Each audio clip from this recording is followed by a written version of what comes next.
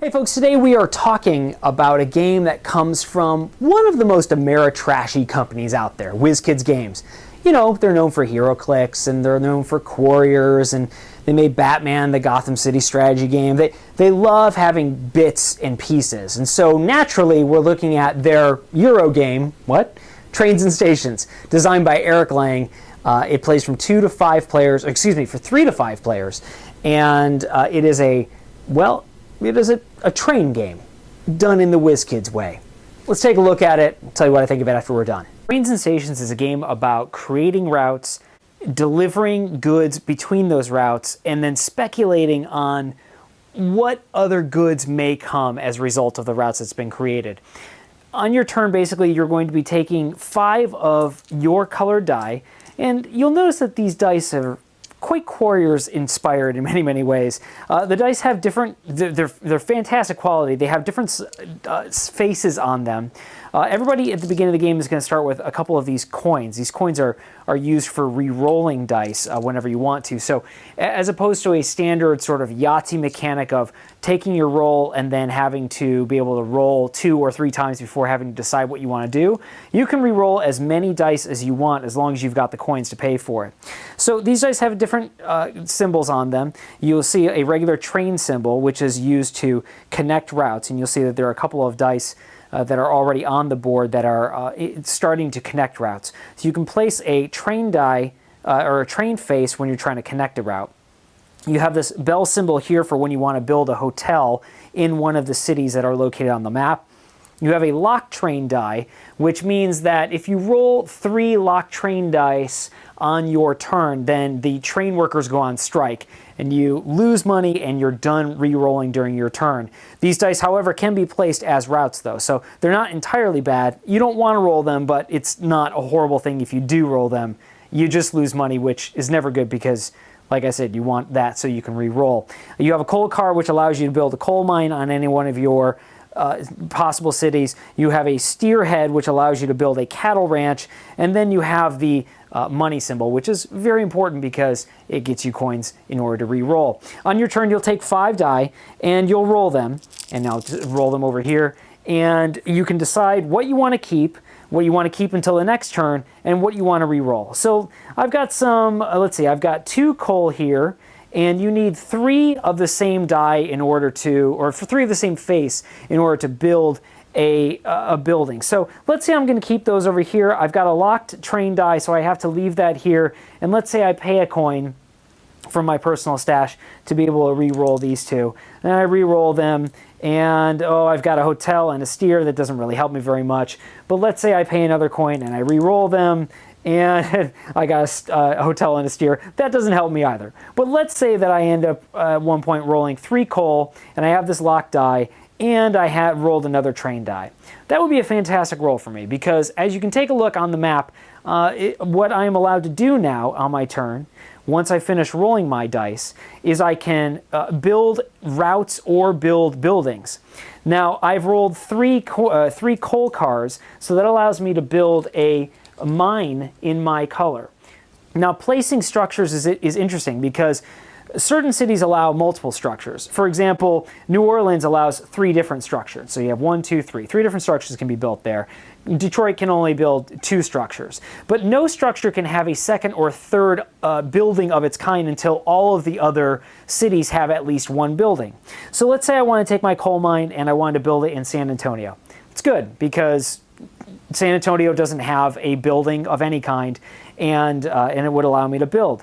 So I would be able to cash these 3 dice in for a coal mine. Now I can take my my locomotive dice, and I can build a route here. So I can build San Antonio to Billings, Montana. And when I've done that, I've now completed this route from San Antonio to Billings. A couple of things take place. The first thing is that everybody who has trains on this route will be a part of the scoring that happens on that route. And anybody that has a train on the route will automatically get 1 victory point card. And so because I have 2 trains here, I would end up getting 2 victory point cards, and whoever's playing purple would get 1 victory point card. The next thing that happens is whoever has the most amount of trains in that route will end up getting the bonus points for those cities. And you can see that at the bottom of each of these cities, there are bonuses that come as a result of having the majority of trains in a route. So for Billings, I would gain an extra, because I have the most amount of trains here. For Billings, I would gain an extra point, so I would gain an extra point here. And for San Antonio, I gain a bonus die. Now these white bonus die are great, because they have the same face as everyone else, but they add to the amount of dice that you can roll on your next turn. So I'd actually be able to bank that, and at the beginning of my next turn, I would take 5 dice, plus any bonus dice I have, and I would roll them, and I can use the bonus dice accordingly. Now, these dice will then get wiped away and put back into everybody's personal piles, and then that route is clear again. And the last part of the scoring mechanism is that whoever has a building on the cities that are connected, well, they get to reap the bonuses or the goods that are developed as a result of that building. Now, because I just built a coal mine here, I get to actually take a coal mine card, and I get to put that in my personal stash. Now, at some point, these good resource cards are going to deplete. And when that happens, a speculation will take place. So let's say that all of these steer cards deplete. Well, those are going to go away, and now what happens is these food cards will come in as the next good. It's the next card that trades up, basically. And these will come in place of where the steer cards are, and then everybody gets a chance to speculate on whether or not they can or invest in the next type of good that comes in. And what they'll do is they will select good cards from their personal hands, and it can be any goods. It doesn't have to be steer. It can be coal if you have coal, or the workers if you have workers, or when you get higher there is silver and gold as well. But they'll be able to say that they want to invest pairs. Now for each 2 steer that I invest, I get to take one of the goods, one of the food goods. So for the 4 steer that I invest, I can now automatically take 2 food. Now this is important because at the end of the game, whoever has the majority of a certain good will be the only person that gets to score the bonus points for that good. So for example, whoever has the majority of steer cards at the end of the game will get 6 additional bonus points, or 6 additional victory points. But whoever has the majority amount of silver will get 7 additional victory points. And whoever has the majority amount of gold at the end of the game, well, they get 9 victory points. So being able to hold on to the cards that you have, but also possibly play the market to get a majority of the goods in the future is really an important and key part of this game, and who ends up getting the most amount of victory points at the end of the game. Now, in addition to investing, you also have these power cards. Now, everybody's going to be dealt 3 of these cards at the beginning of the game, and they have a couple of different things that can go into them. The first one is your traditional route card. This is similar like Ticket to Ride or anything. It'll tell you what route you want to connect. So this one is Miami to Boston. If you connect that at any point in the game, Miami to Boston, at any point in the game, then you automatically score 5 points. And when you complete that route, then you can put that down, boom, your 5 points go toward the end of the game. Now there are also other types of cards in here, and for example, there are good cards. Now good cards here will tell you that you have one of each type of good. So here you have a silver bar and here you have food. Or for example, here you have 2 coal cars. Now these will go towards how much you have of a certain good at the end of the game. So if I happen to be holding onto this card, and if I either draw it during the game or it's one of the 2 cards that I select at the beginning of the game, then this is going to go to the amount of silver and food that I have at the end of the game for those majority bonuses. But let's say that I have one of these cards, a 2 coal card. Well, this is important because not only does this add to the amount of coal I have at the end of the game, but this also is an automatic 2 coal that I can trade in at any point when speculating in order to get one good or the other. So let's say that I had this, but I didn't have any other coal cards. Well, let's say that once coal runs out, and now we're speculating up to silver, I can trade this in for an automatic silver card and be able to start building up my silver empire. So players will continue to roll, continue to build, continue to deliver goods, and continue to deplete these victory point piles. And as I said, once the victory points are gone, the game is over, or it signifies the last round. Everybody gets a chance to try to amass as much fortune as they can, and then you add up all the cards, you add up all the victory point cards, add up all the route point cards, and then figure out who the majority holders of the goods are, and that is the winner of Trains and Stations.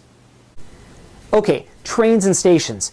I was really looking forward to this game when it was announced. I thought it was unique. I love rolling dice. And I love Quarrior's dice. They look like little bits of candy that I just want to eat. I like how slim and basic the board is. It's a very, very small board.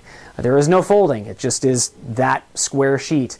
A lot of game packed into a very, very little package, and one that I find really rewarding. Now, if you are a type of person that does not like chance, well, you're probably best to steer clear of this because the entire mechanic is based around your dice roll. Now, you can mitigate that a little bit by being able to pay money in order to re-roll, in order to bank dice from one turn to the next, and you can set up your maneuvers or set up your plays a couple of turns a little bit. But at the most part, you're still at the whim of chance when it comes to the dice. And if you don't like that, then there's nothing that Trains and Stations can do to change you from that. But if you don't mind that luck, if you don't mind the will of the dice, then Trains and Stations becomes a very, very enjoyable take on the Euro Train game. It's an enjoyable experience. It's not too tension-filled. There is enough meat to it that you're going to want to come back to it over and over again. And I really, really like the game that has been presented in a very small package. Eric Lang, congratulations. I mean, while I am waiting for the next Quarriors release or your Marvel meets Magic meets Quarriors collectible dice game that's going to come out anytime soon, I love the fact that I've got a game like Trains and Stations on my shelf. It's going to stay on my shelf.